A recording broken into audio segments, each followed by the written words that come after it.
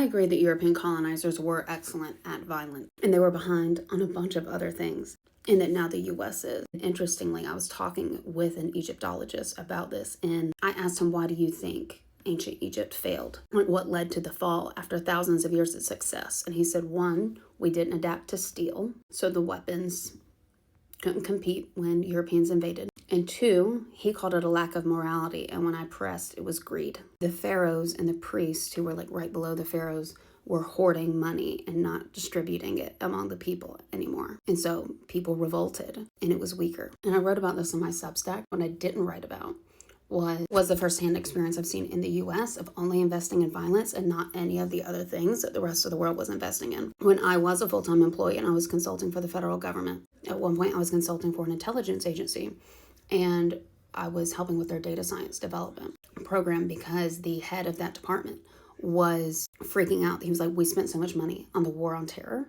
that we are behind on the war on cyber.